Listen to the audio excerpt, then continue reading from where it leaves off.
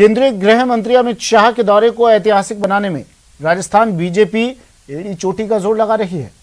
इसे कार्यकर्ताओं में जोश फूंकने का कार्यक्रम बता रही है, लेकिन सियासत के जानकार शाह के दौरे के अलग मायने निकाल रहे हैं। प्रदेश बीजेपी को मिलेगी चाणक्य की घुट्टी। पार्टी में असंतोष और बगावत की होगी छुट्टी। अमित शाह का पावर शो, बीजेपी में हाई जोश। अमित शाह जी का व्यक्तित्व इतना बड़ा है, जिनको देखने और सुनने के लिए लोग आते हैं, तो उनके आने से ही उनको पार्टी के लोगों को जब ताकत और ऊर्जा मिलती है तो कार्यक्रम भव्य होगा, विशाल होगा। केंद्रीय गृह मंत्री अमित शाह के 5 दिसंबर के जयपुर दौरे को प्रदेश बीजेपी अध्यक्ष सतीश पूनिया पार्टी कार्यकर्ताओं और जनप्रतिनिधियों को संबोधित करने का कार्यक्रम बता रहे हैं।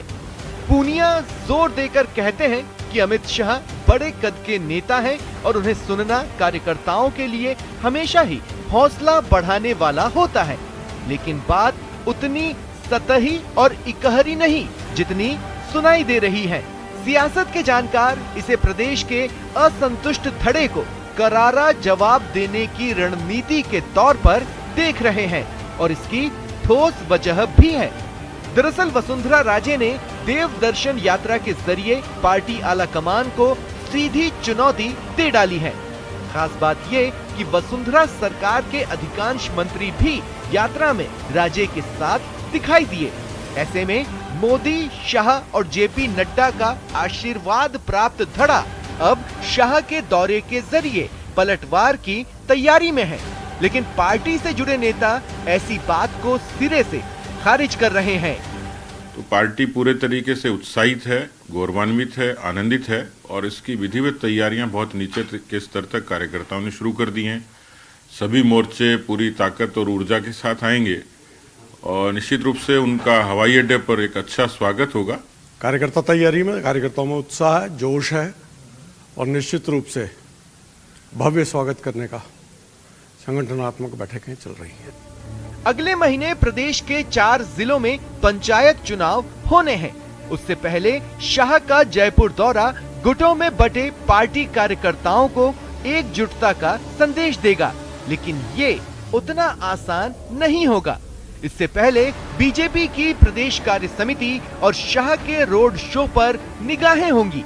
बीजेपी जनप्रतिनिधियों के सम्मेलन में दिखने वाला जोश तय करेगा कि किसका पलड़ा कितना भारी है।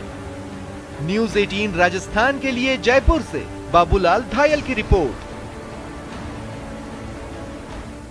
और अब बात वसुंधरा राजे के टेम्पल रन की। पूर्व सीएम वसुंधरा राजे अपने देव दर्शन यात्रा पर सवाल उठाने वाले को करारा जवाब दिया है।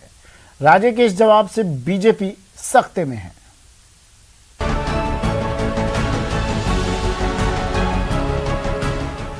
देव दर्शन या शक्ति प्रदर्शन? देव दर्शन के बहाने कितने निशाने? राजे के बयान के क्या है मायने? यात्रा का दर्दे दिल। सवाल यात्रा है मैं बैठने जा रही हूँ सबके यहाँ और देव के दर्शन कर रही हूँ। कयास लगाते रहिए, लेकिन इशारा समझ लीजिए।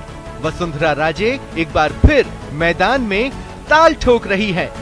इशारों ही इशारों में हर बात बोल रही हैं। यात्रा के बहाने सियासी हित भी साध रही है। ये अलग बात है कि राजस्थान में चुनाव में अभी 2 साल बाकी हैं, लेकिन अपने अपने स्तर पर तैयारी में तो हर कोई जुटा है। सवाल यात्रा है मैं बैठने जा रही हूँ सबके यहाँ और देव के दर्शन कर रही हूँ। मैं जनता को लेकर उत्साह देते हैं, लोग आपके जिस तरह भीड़ नजर आती है। देखो से दिल अगर किसी से जुड़ो ना तो वो रिस्पॉन्स तो होगा ही। हम लोगों का तो 20-25 साल का साथ है। कई लोग मेरे सामने पड़े हुए हैं, कई हो रहे हैं, परिवार का सवाल है। दरअसल बीजेपी में जरा अलग ही होड़ है, चुनावी चेहरा बनने की होड़। हालांकि खुलकर कोई नेता चुनावी तैयारी की बात को स्वीकार नहीं कर रहा, लेकिन राजनीति की समझ रखने वाले वसुंधरा राजे की देव दर्शन यात्रा के मायने अलग निकाल रहे हैं। राष्ट्रीय उपाध्यक्ष और राजस्थान की पूर्व मुख्यमंत्री वसुंधरा राजे आजकल लोगों के यहाँ दुख दर्द बांटने और जिनके यहाँ कोई मृत्यु हो गई है उनके यहाँ बैठने के लिए निकली हैं, साथ में देव दर्शन कर रही हैं। मैं सोचता हूँ इसको राजनीतिक चश्मे के साथ नहीं देखा जाना चाहिए। राजस्थान बीजेपी में मुख्यमंत्री के चेहरे को लेकर होड़ जरूर है, कतार में कई हैं, लेकिन सब जानते हैं सियासत की महारानी वसुंधरा राजे पासा पलटना बखूबी जानती हैं। देव दर्शन यात्रा तो महज ट्रेलर है, बस देखते जाइए, अभी तो पूरी पिक्चर बाकी है। Bureau report, news 18 Rajasthan. Madhya Pradesh के डिंडोरी में 100% कोरोना टीकाकरण के लिए अभियान चलाया जा रहा है। स्वास्थ्य कर्मी घर घर जाकर लोगों को टीके के लिए प्रेरित कर रहे हैं। खेत खलिहानों में भी लोगों को टीका लगाया जा रहा है।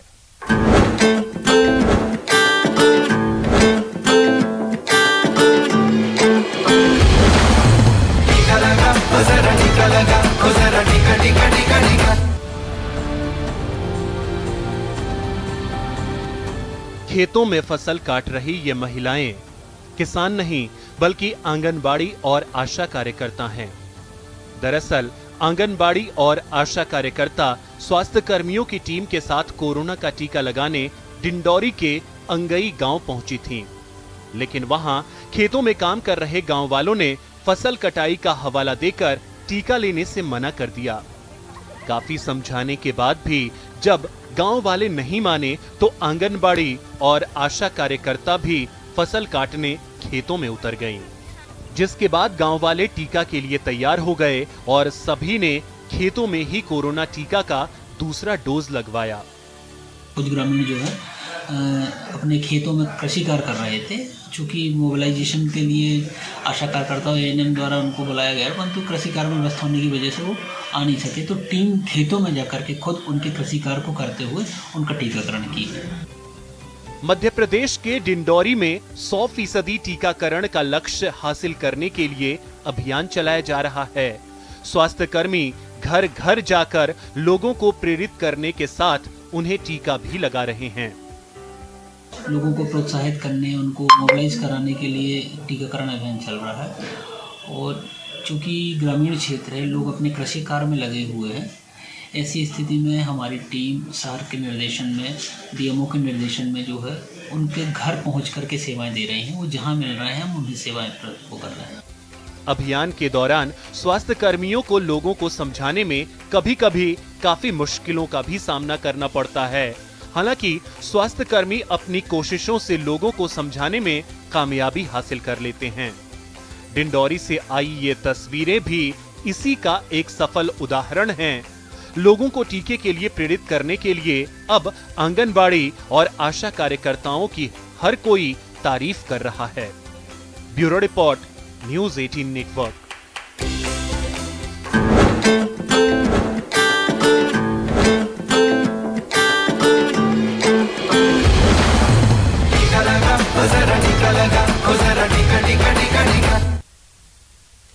और अब बात खेल से खोलो किस्मत की। बूंदी के रानीपुरा निवासी रामप्रसाद गुर्जर ने सीमित संसाधनों के बावजूद गांव की बेजान नदी के एनीकट में तैराकी का अभ्यास कर राज्य स्तरीय तैराकी प्रतियोगिता में कांस्य पदक हासिल किया है। कैसे रामप्रसाद ने सफलता हासिल की, देखते हैं बूंदी से ये रिपोर्ट।